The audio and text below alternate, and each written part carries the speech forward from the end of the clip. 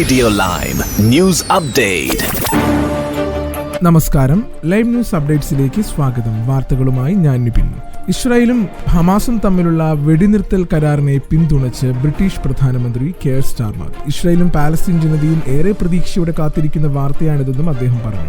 ആയിരക്കണക്കിന് പേരുടെ മരണത്തിനും വ്യാപകമായ നാടുകടത്തലിനും കാരണമായ 15 മാസം നീണ്ടുനിന്ന തീവ്രമായ സംഘർഷത്തെ തുടർന്ന് ഖത്തറിന്റെ മധ്യസ്ഥതയിലൂടെ വെടിനിർത്തൽ 2025 ജനുവരി 19 ആരംഭിക്കും. ഗാസയിൽ നിന്ന് ഇസ്രായേൽ ജനതയെ ക്രമേണ പിൻവലിക്കുന്നതിനും ബന്ദികളെയും തടവുകാരെയും പല ഘട്ടങ്ങളായി മോചിപ്പിക്കുന്നതും കരാറിൽ ഉൾപ്പെടുന്നുണ്ട്. വീടുകൾ യുദ്ധമേഖലയായി മാറിയ നിരപരാധികളായ പാലസ്തീൻ ജനതകളുടെ ദുരിതം ലഘൂകരിക്കുന്നതിന് മാനുഷിക സഹായം നൽകുന്നതിൽ ശ്രദ്ധ കേന്ദ്രീകരിക്കേണ്ടതിന്റെ പ്രാധാന്യം പ്രധാനമന്ത്രി എടുത്തു പറഞ്ഞു. തുടരുന്ന ദുരിതങ്ങൾ അവസാനിപ്പിക്കുവാൻ ഗാസയ്ക്ക് മാനുഷിക സഹായം ഗണ്യമായി വർദ്ധിപ്പിക്കുമെന്നും അദ്ദേഹം പറഞ്ഞു. പണപ്പെരുപ്പം അപ്രതീക്ഷിതമായി 2.5% കുറഞ്ഞു. നേരത്തെ 2.6% പണപ്പെരുപ്പ് നിരക്കാണ് 0.1% കുറഞ്ഞത്. പ്രതീക്ഷിച്ചതിലും മികച്ച പണപ്പെരുപ്പ് നിരക്കുകൾ പുറത്തുവന്നതോടെ ബാങ്ക് ഓഫ് ഇംഗ്ലണ്ട് പലിശ നിരക്കുകൾ കുറയ്ക്കുമെന്ന പ്രതീക്ഷകൾക്ക് ആക്കം കൂട്ടിയിട്ടുണ്ട്. അധികാരം ഏറ്റെടുത്ത് 6 മാസങ്ങൾക്ക് ശേഷം ജനപ്രീതിയിൽ വൻ ഇടിവാണ് ലേബർ പാർട്ടി സർക്കാർ നേരിടുന്നത്.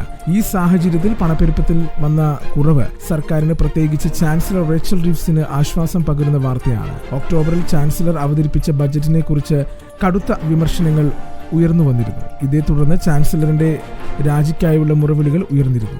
വരും ദിവസങ്ങളിൽ പണപ്പെരുപ്പം വീണ്ടും വർദ്ധിക്കുമോ എന്ന ആശങ്ക സാമ്പത്തിക വിദഗ്ധരുടെ ഇടയിൽ ശക്തമായിട്ടുണ്ട്. തൊഴിലുടമകൾ അടയ്ക്കുന്ന നാഷണൽ ഇൻഷുറൻസിലെ വർധനവും ഏപ്രിൽ മാസം മിനിമം വേതനത്തിൽ 6.7% ഉയരുന്നതും പണപ്പെരുപ്പം വീണ്ടും കൂട്ടുവാൻ കാരണമാക്കുന്നുവെന്ന് വിലയിരുത്തുന്നു. ഗർഭാവസ്ഥയുടെ 24 ആഴ്ചകൾക്ക് മുമ്പ് ഗർഭമലസൽ അനുഭവപ്പെടുന്ന സ്ത്രീകൾക്ക് 2 ആഴ്ചത്തെ ശമ്പളത്തോടുകൂടിയ അവധി നൽകണമെന്ന് സർക്കാരിനോട് ആവശ്യപ്പെട്ട് എംപിമാർ. കണക്കുകൾ അനുസരിച്ച് പ്രതിവർഷം 2,50,000 സ്ത്രീകൾക്ക് 24 ആഴ്ചയ്ക്ക് മുമ്പ് ഗർഭം അലസൽ അനുഭവപ്പെടാറുണ്ട്. ഈ ആവശ്യം മുന്നോട്ട് വരുന്ന സാഹചര്യത്തിൽ common women and equality committee ഈ നിയമം സ്ത്രീകൾക്കും അവരുടെ പങ്കാളികൾക്കും ഒരുപോലെ നൽകണമെന്നും ഇത് ഇരുവരെയും ഒരുപോലെ ബാധിക്കുമെന്നും അവകാശപ്പെട്ടു. 5ൽ 1 കൂടുതൽ ഗർഭം അലസലിൽ അവസാനിക്കുന്നതായാണ് കണക്കുകൾ സൂചിപ്പിക്കുന്നത്. തൊഴിൽ അവകാശ ബില്ലിലെ മാറ്റങ്ങൾ മന്ത്രിമാർ അംഗീകരിക്കുകയാണെങ്കിൽ ഗർഭമലസുന്ന സ്ത്രീകൾക്ക് ഇനി സിക്ക് ലീവുകൾ എടുക്കേണ്ടി വരില്ല. ഇവർക്ക് ശമ്പളത്തോടു കൂടിയ ലീവുകൾ ലഭിക്കും. ഇതിന്റെ അടിസ്ഥാനത്തിൽ ഗർഭമലസുന്നവർക്ക് ജനന സമയം മുതൽ കുട്ടികൾ മരിക്കുന്നവർക്ക് ലഭിക്കുന്ന അവധി അവകാശങ്ങൾ നൽകും. ഇനി നാട്ടിലെ വാർത്തകൾ. 2 ഉപഗ്രഹങ്ങൾ ബഹിരാകാശത്ത് വെച്ച് കൂട്ടിയോജിപ്പിക്കുന്ന ISROയുടെ സ്പേസ് ഡോക്കിംഗ് പരീക്ഷണം വിജയകരമെന്ന റിപ്പോർട്ട്.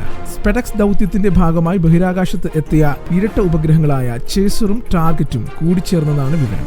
ഔദ്യോഗിക പ്രഖ്യാപനം ഉടൻ ഉണ്ടായേക്കും. ഡിസംബർ 30-നാണ് ഭൂമിയിൽ നിന്ന് PSLV റോക്കറ്റിൽ 2 ഉപഗ്രഹങ്ങളുടെ ആ യാത്ര തുടങ്ങിയത്. 220 കിലോഗ്രാം വീതം ഭാരമുള്ള ചേസർ അഥവാ SDX-01, SDX-01, ടാർഗറ്റ് അഥവാ SDX-02 എന്നിവയാണ് ഇവ. നിരവധി തവണ മാറ്റിവെച്ച ശേഷമാണ് പരീക്ഷണം വിജയകരമായി പൂർത്തിയാക്കിയത്. ബഹിരാകാശ ഡോക്കിംഗ് സാധ്യമായതോടെ റഷ്യ, US, ചൈന എന്നിവയ്ക്ക് പിന്നാലെ ഈ സാങ്കേതികവിദ്യ കൈവരിക്കുന്ന 4ാമത്തെ രാജ്യമായി ഇന്ത്യ മാറി.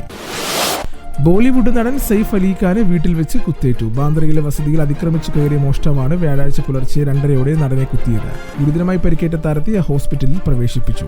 ശസ്ത്രക്രിയയ്ക്ക് വിധേയനാക്കിയെന്നാണ് ആശുപത്രി വൃത്തങ്ങൾ അറിയിച്ചിരിക്കുന്നത്. മറ്റു കുടുംബാംഗങ്ങൾക്കൊപ്പം ഉറങ്ങുന്നതിനിടെയായിരുന്നു സംഭവം. ബഹളം കേട്ട് വീട്ടുകാർ ഉണർന്നതോടെ മോഷ്ടാവ് ഓടിപ്പോയതായി പോലീസ് പറഞ്ഞു. കേസ് രജിസ്റ്റർ ചെയ്തെന്നും പ്രതിയെ കണ്ടെത്തുവാൻ അന്വേഷണം ആരംഭിച്ചതായും ബാന്ദ്ര പോലീസ് പറഞ്ഞു. 1ലേറെ സംഘങ്ങളാണ് കേസ് അന്വേഷിക്കുന്നത്. സെയ്ഫിന് എത്രമാത്രം പരിക്കുണ്ട് എന്നതിനെപ്പറ്റി പൂർണ്ണ വിവരം ലഭ്യമായിട്ടില്ലെന്നും മുംബൈ ക്രൈംബ്രാഞ്ച് സമാന്തര അന്വേഷണം നടന്നതായും മുതിർന്ന IPS ഉദ്യോഗസ്ഥൻ പറഞ്ഞു. പിതാവിനെ മക്കൾ സമാധിയിരുത്തിയെന്ന ദുരൂഹ സംഭവത്തിൽ ഗോവൻ സ്വാമിയുടെ വിവാദ കല്ലറ തുറന്ന് മൃതദേഹം പുറത്തെടുത്തു. ഇരിക്കുന്ന നിലയിലാണ് കല്ലറയിൽ മൃതദേഹം കണ്ടെത്തിയത്. മൃതദേഹത്തിന് ചുറ്റും ഭസ്മവും സുഗന്ധദ്രവ്യങ്ങളുമൊക്കെ ഉണ്ടായിരുന്നു. ഇൻക്വസ്റ്റ് നടപടികൾ പൂർത്തിയാക്കിയ ശേഷം പോസ്റ്റ്മോർട്ടത്തിനായി മൃതദേഹം മെഡിക്കൽ കോളേജ് ഹോസ്പിറ്റലിലേക്ക് മാറ്റി. ഇന്നു തന്നെ പോസ്റ്റ്മോർട്ടം നടപടികൾ പൂർത്തിയാകും. തിരുവനന്തപുരം സബ് കളക്ടർ OV ആൽഫ്രഡിന്റെ നേതൃത്വത്തിലാണ് നടപടികൾ. സമാധി മണ്ഡപം പൊളിച്ച് മൃതദേഹം പുറത്തെടുക്കുന്നതുൾപ്പെടെ നടപടിക്രമങ്ങൾ സമാധാനപരമായി പൂർത്തിയാക്കുവാൻ കഴിഞ്ഞുവെന്ന് സബ് കളക്ടർ OV ആൽഫ്രഡ് പറഞ്ഞു. വിശദമായ ശാസ്ത്രീയ പരിശോധനകൾക്ക് ശേഷം മൃതദേഹം ബന്ധുക്കൾക്കും വിട്ടുനൽകും. ഇനി കായിക വാർത്തകൾ. അയർലൻഡിനെതിരായ ഏകദിന പരമ്പര തൂത്തുവാരിയതിനു പുറമെ വനിതാ ഏകദിന ലോകകപ്പ് ഈ വർഷം നടക്കാനിരിക്കെ സ്മൃതി മന്ദാനയ്ക്ക് മികച്ചൊരു ഓപ്പണിംഗ് പങ്കാളിയെ കണ്ടെത്താനായതാണ് ഈ പരമ്പരയിൽ ഇന്ത്യയുടെ മികച്ചൊരു നേട്ടമായി കാണാൻ പറ്റുന്നത്.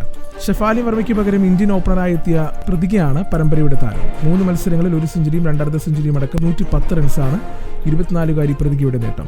രാജ്കോട്ടിൽ നടക്കുന്ന മത്സരത്തിൽ ആദ്യം ബാറ്റ് ചെയ്ത ഇന്ത്യ 50 ഓവറിൽ 5 വിക്കറ്റ് നഷ്ടത്തിൽ 435 റൺസ് എടുത്തിരുന്നു. ഏകദിന ക്രിക്കറ്റ് ചരിത്രത്തിൽ പുരുഷ വനിതാ ടീമുകളെ പരിഗണിച്ചാൽ ഇന്ത്യയുടെ ഏറ്റവും ഉയർന്ന സ്കോറാണിത്. 2011 വെസ്റ്റ് ഇൻഡീസിനെതിരെ പുരുഷ ടീം നേടിയ 5-ന് 418 റൺസ് എന്ന റെക്കോർഡ് സ്കോറാണ് ഇന്ത്യൻ വനിതകൾ തകർത്തത്. ഓപ്പണർമാരായ ക്യാപ്റ്റൻ സ്മൃതി മന്ദാന, പ്രതിക റാവൽ എന്നിവർ നേടിയ സെഞ്ചുറി പ്രകടനങ്ങളുമാണ് ഇന്ത്യയെ ഈ കൂറ്റൻ സ്കോറിൽ എത്തിച്ചത്. മറുപടി ബാറ്റിംഗിൽ അയർലൻഡ് വനിതകൾ 31.4 ഓവറിൽ 131 റൺസിന് പുറത്തായതോടെ ഇന്ത്യ 304 റൺസിന്റെ കൂറ്റൻ വിജയവും സ്വന്തമാക്കി. 3 മത്സരങ്ങളടങ്ങിയ പരമ്പരയും ഇന്ത്യ തൂത്തുവാരി. വനിതാ ഏകദിനത്തിൽ റൺ അടിസ്ഥാനത്തിൽ ഉയർന്ന 7ാമത്തെ വിജയമാണിത്. ഇന്ത്യയുടെ ഏറ്റവും വലിയ വിജയവും 3 വിക്കറ്റ് വീഴ്ത്തിയ ദീപ്തി ശർമ്മ, 2 വിക്കറ്റ് വീഴ്ത്തിയ തനുജ കെൻവാർ എന്നിവർ ചേർന്നാണ് അയർലൻഡിനെ 131 ഒതുക്കിയത്.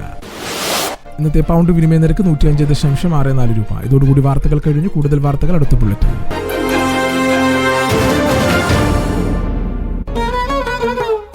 കൂടുതൽ വാർത്തകൾക്കും വിശേഷങ്ങൾക്കുമായി റേഡിയോ ലൈം ആപ്പ് ഡൗൺലോഡ് ചെയ്യൂ. പ്ലേ സ്റ്റോറിൽ നിന്നും ആപ്പ് സ്റ്റോറിൽ നിന്നും. Radio Lime.